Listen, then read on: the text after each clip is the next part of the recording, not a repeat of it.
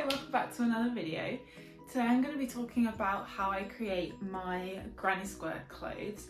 I get quite a lot of comments on TikTok and Instagram about doing tutorials or if I have patterns for them, and I just thought I would do a YouTube video explaining the process of how I design and make them. I've made quite a few of these things now. I've got this one that I'm wearing, and then I also did a burgundy version of it, which was a little bit smaller, a cute little cardigan with the tie detail at the top. Then the most recent one I made was this blue jumper, which a lot of people were asking for a tutorial on. So I am planning on making a shirt this time for my boyfriend. We are very lucky to be going on holiday in January to get some winter sun, and he saw a video online of like a really cool crochet shirt which was granny squares and asked if I could make him it, so I am doing that. And I just thought I would show the process of how I do it whilst I'm making that for him, and then you can kind of use that to create maybe some of the other styles that I've done or something completely different that you've always wanted to make. So what I like to do when I'm creating most crochet clothes, but especially the granny square style clothes, is find an item of clothing that you already maybe like the style, fit, size of, and use that as your base to work out how big you need to make your granny squares. So I have got one of my boyfriend's shirts that he quite liked the size of, so I'm kind of using that as a base. I normally have a rough idea when I start of the style, like if I want it to be smaller granny squares like this one, then I'll work out, well, how many do I want it to be like wide at the front? Am I going to do it open and have panels? I would usually do two if I'm doing front panels, and then it would be 4 for one big back panel. If you want to do something like the blue one, I did much bigger squares and I wanted it to be quite chunky, oversized style. So I knew in my head that I wanted it to be like 2 squares wide. So for that one, I had a jumper that I liked the fit of, and I took the half measurement of the body panel and thought, well, I need to make a square that's going to be that wide, and then just duplicate that however many times. So I will show you what I'm doing with this one first. I am using this really nice cream colour from Drops Safran. I think it's called Marzipan. It's like a nice warm creamy colour. I already had loads of this left over from another project, so I'm hoping I have enough to make his shirt. I buy all of my Drops yarn on Wool Warehouse. I will put their website in the description box down below. They've got loads of really nice ranges, all kinds of different materials. A lot of the fluffy ones I use are Drops Melody or Drops Air, which is really nice and lightweight for jumpers because sometimes they can be quite heavy. So this is just a really nice light cotton, which I thought would be good for an item of clothing that you're going to be wearing in summer if it's quite warm. What I normally do is it's a lot of trial and error. So when I first make a granny square and test out the sizing of it, I will always go for the recommended hook size that is on the yarn, and then depending on how well the square is fitting to the size I need, I can maybe undo it and use a bigger or smaller hook size. So it really kind of depends on how many granny square rows you do on your square to fit the size that you want. If you're not quite there and adding an extra row would make it too big, then maybe undo it and try a different hook size. So like I said, this recommended a 3mm hook. I made a granny square with that hook size, but it was too big for the square that I wanted, and when I undid a row it was too small, so I thought I'm going to need to do a hook size bigger and then just do one row less. So I ended up using a 3.5mm hook and made one of these granny squares. My granny squares have 5 rows and it fits, I think it's a 5-inch square, so I will block these so that they are a lot neater when I go to sew them, and it will be 5-inch squares. So for this shirt, what I decided to do was I measured from the side seam to the center where this button band is, and I halved the measurement because I wanted it to be 2 granny squares wide, and then I made a granny square to fit that measurement. So when I have 2 of them together, and these will be blocked and sewn or crocheted, it doesn't really matter, but I quite like to sew them together. That will be the width of the front, one of the front panels for the shirt, and then I'll do the same thing on the other side, and then the back panel will just be 2 identical front panels but sewn together in the middle. And then I haven't worked out how I'm going to do the sleeves yet, so you can follow along and find out. So this is my finished granny square. Like I said, it is 5 rows and it's just under 5-inch square, but when they are blocked, they will be stretched out a little bit just so that they're perfectly square, and they will be 5 inches. So if I just grab the shirt, you can kind of see. So I want it to be from this outer seam to the front here, and if I just lay that down on there and grab another one, you can see that it fits just inside that button band there. So that's what I do. I then create lots more granny squares, and I normally place them in the pattern that I want them as I go, and then I know how many more I need to make so that I don't make too many. So I'm going to go ahead and make a lot more of these, and then I'm going to show you about blocking them.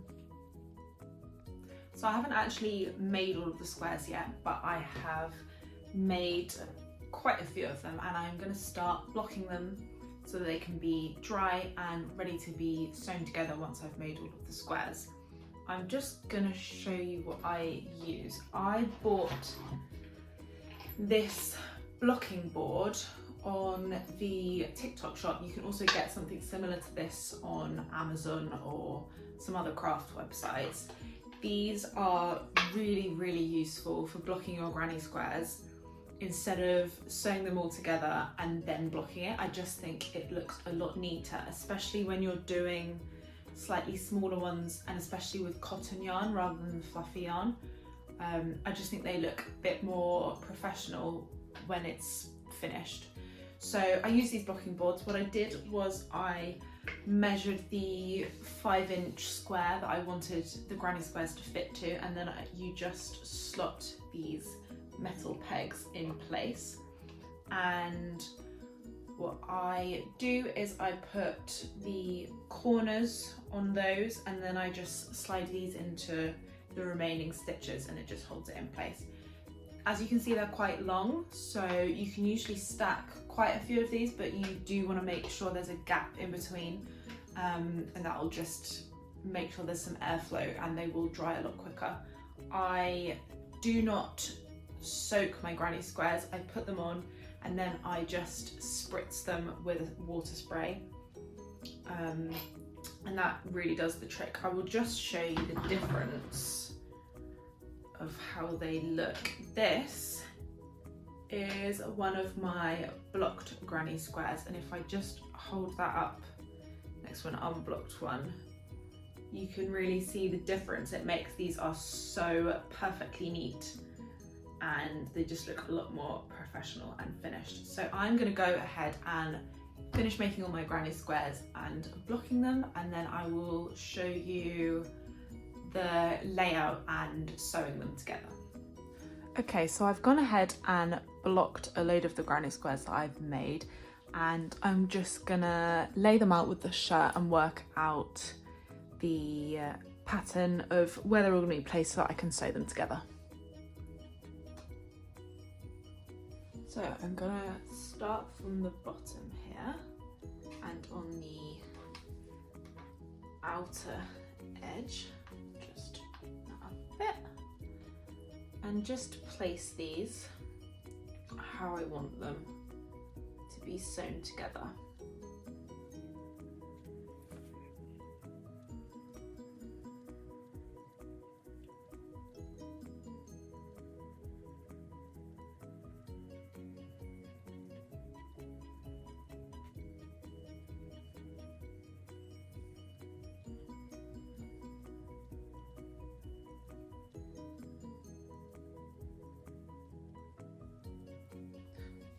So that is my squares placed out, ready to be sewn for the back panel.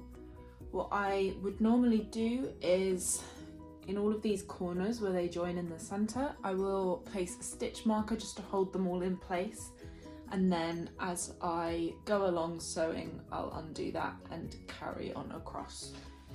I'm going to sew these together, and then I'm also going to do the front panels as well, and then I will come back and show you my next step. So I've gone ahead and sewn all of those squares together. I've done one panel for the back, and then I did 2 front panels and the sleeves. And then I just sewed all those together. I've still got to weave in all of these ends. I'm a nightmare, and I always leave it as the last thing to do.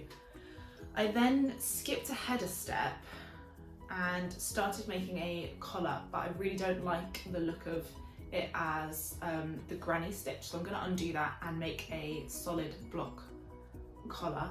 And then I will do the same thing for a button band down the front.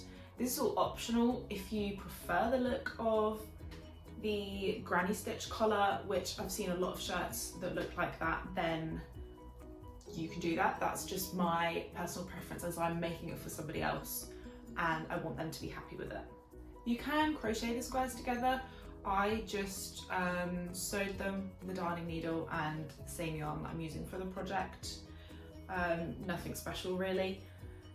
If you prefer crocheting them together, or there's a certain stitch you like to sew, then you do whatever suits you best. So just to recap what I've said in this video and kind of my instructions for how to make some of the other items that are on my Instagram and TikTok, is you work out what size you want your garment to be. Ideally work off of something that you already have and like the fit of. Use that as your base to get your measurements, and then you're going to make squares depending on if you want it to be big squares like the blue one and it's 2 wide and it's the same at the front and the back. Then you're going to take half of that measurement and you're going to make a granny square until it reaches that, and then you're just going to make 4 of those for the front and 4 of them for the back. I then made the exact same size square for the arms, sewed that together, and then it was a bit cropped and I wanted it to be a complete long sleeve, so I just added alternate colour granny square rows until it was the length that I was happy with. If you are making the green and white or the burgundy ones, then again you're going to make 2 front panels and a back panel similar to this shirt. You will take measurements off of something you already have, or if you know your measurements, then take them off of that, and you will make squares to fit that length and same height wise. And the sleeves I did exactly the same. The only thing that you will be doing different is you will be doing 2 half granny squares on the diagonal for the front bit here where it's tied together at the top. So I have all granny squares are just normal standard squares, and then 2 triangles for the front. You can easily find a video or tutorial for that online, and then you just sew them all together and you're done. If you've got any questions, then leave them in the comments and I'll try to answer anyone's questions. So I've gone ahead and done the collar and button band, and this shirt is now finished. I will just quickly run you through what I did for both of these things. The button band, I did 6 rows of single crochet on both sides, and on the side where I needed buttonholes, you just mark out how far apart you want your buttons, and where that mark is, you then just skip those stitches, so chain and skip a couple of stitches to make a hole, and then rejoin with a single crochet, go along until you get to the next one, and so on. There are instructions about this on YouTube, so I'm sure if you get stuck, you can either help me or try and find something like that. And then for the collar, I did, again, it's single crochet rows. You just go, I could have done it bigger, to be honest, but it's kind of a personal thing with how big you want your collar to be. So I just did single crochet rows back and forward, and I increased in the corners on every other row. So I did single crochet, and then I would do an increase row, and then a single crochet row, then an increase back and forward, and it just gives you a nice collar that just comes slightly forward when you wear it. And then the buttons, I just sewed those on with the yarn that I used for the project, and I got those on Amazon. I will tag them in the description box below. I just thought they worked quite nicely with the colours, they're nice and neutral. And that is the finished shirt. I am going on holiday in a few days, so I will get some videos and photos of my boyfriend wearing the shirt, and I will upload those onto my Instagram and TikTok for you guys to see the finished result. If you're not following me already, go ahead and follow me on my social media platforms, and if you could like this video and subscribe to my channel, then that would be really great as well. And I will see you in the next video. Bye!